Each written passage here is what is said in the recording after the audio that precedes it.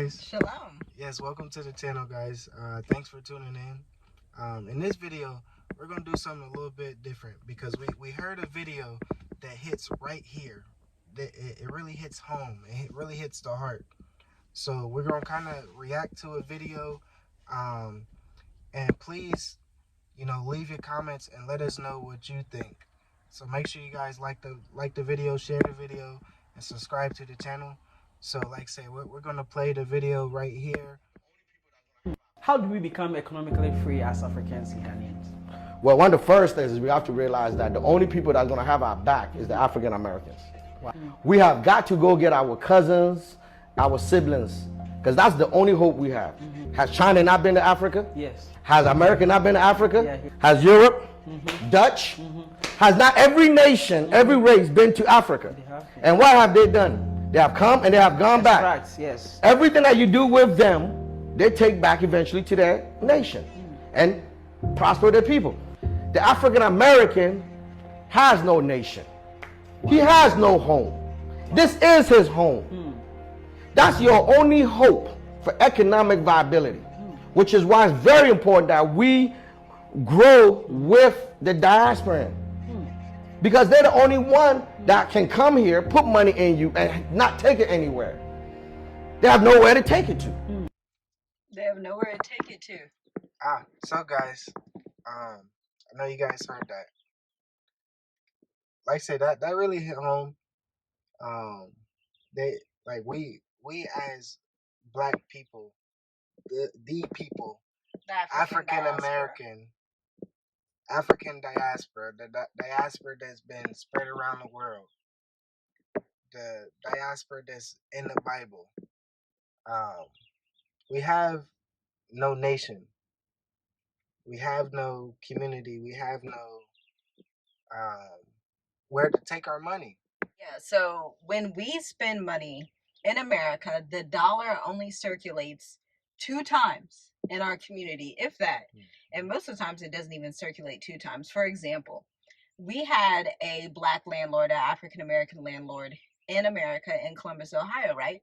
So we're like, oh, we're buying Black, right? So we're spending our rent money on the African American landlord. But when they then go to Walmart or Kroger to buy their groceries, it stayed in the community just for one cycle, just for one pass, until you have to go get your groceries at Kroger, which is obviously owned by Europeans, until you have to get your groceries anywhere in America. We basically have nowhere to take our money. And that's just the truth. Just everything that we do, we buy from someone else, another nation. So that's something to really think about. That's something to really pray about, because the only place we can really take our money and prosper are people. That's African people. That's people that is melanin. That's people that that's the people. I learned something new. The people. So I'm gonna keep saying the people. The people. This is the only way we can really prosper our people, to circulate our money, and that's coming to Africa. And that's just us. That's what we believe. We believe if you come to Africa, you will really prosper. If you really listen to the Most High and He guide you and lead you, that's something that is very powerful. That's gonna prosper our people. Because when you spend your money here in Africa, it stays in Africa. Like when we go to a grocery store, assuming it's not like a foreign owned store, if you go and buy food on the street, if you go and buy food from farmers here that are local Tanzanian farmers, because we're in Tanzania, if you go buy clothes from somewhere and they're not importing the clothes from somewhere else, and it's somebody that actually made the clothes in Africa, or even like we're doing in the mountains by building a cabin, we're literally in the village paying the workers in the village. And so that money that started technically in America is being shifted to shillings, then is being shifted to our people that live in the village in the mountains. And so literally what we see, and you probably know this more than me, when we go up there, I haven't been up there in a while, is that they're able to build their own communities. Like they're able to build more around the community just by having our dollars in their hands. So it's literally that simple. And that's why a lot of nations, Europeans, Indians, Chinese, and all of these people have made us think that we shouldn't do business with each other, or that we shouldn't buy things from one another. Or, people will come here and they're like, oh, why should I spend my money over there? You should spend your money here because these are your cousins, these are your people.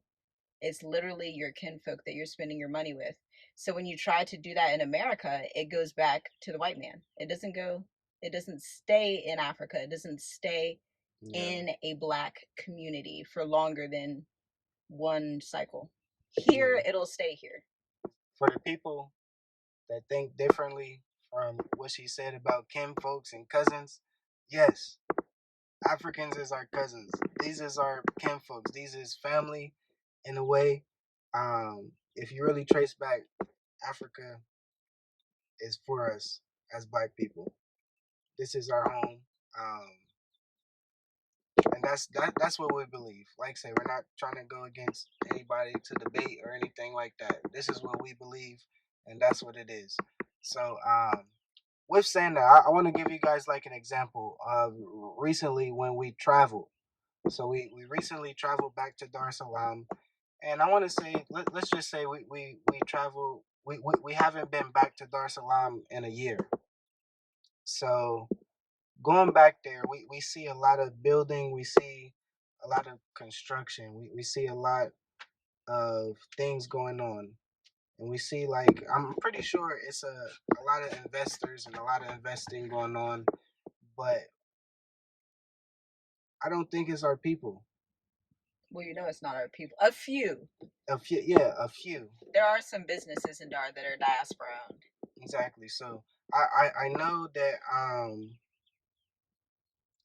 Tanzania in general, they open a door for investors, and that's what we really try to tell people. Come because they're open a door for people to come and invest.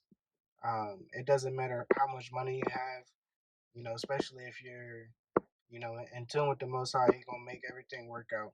So just for example, for us, we're building a cabin. We're trying to sustain something for our future, for our children's future. So just little things like that where we're trying to think about how can we spend money here, but it's going to stay here. And that's basically, what we're trying to say in this video. Come here, spend money, build, so you can sustain yourself and build a community and prosper the people that's around you. So what would you say to the people, because on the video I saw this was one of the comments that had a lot of attention, to the people that, because somebody's going to comment and say this, the people that say, oh, I shouldn't have to come to Africa and help anybody because we've been slaves in America, and so we need to stay in America and focus on ourselves there. I would say, first you son, do what you do. Go ahead, do what you believe. I'm not going against whatever anybody say, whatever they believe. Do what you do. I'm not. This is what we doing. I know what we doing, and that's all that I can focus on. So, all praises to you. I hope everything works out.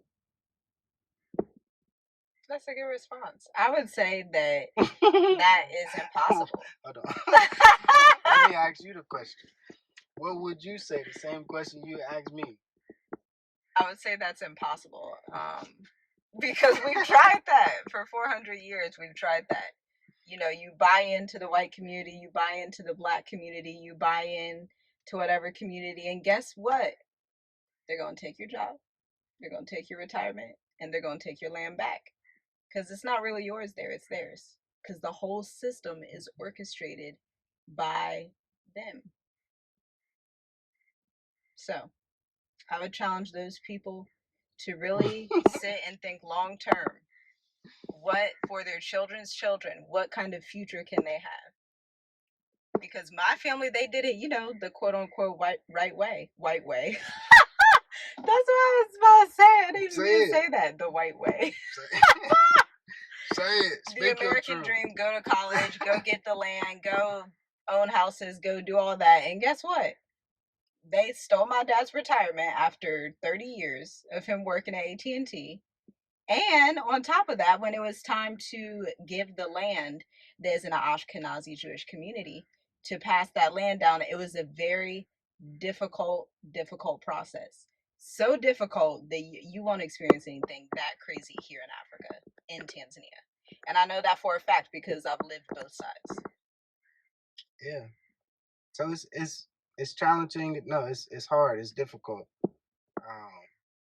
So all we're trying to, get people to understand is we need to prosper our people, and the only way we can really come together is really coming back. It don't matter where you go in Africa.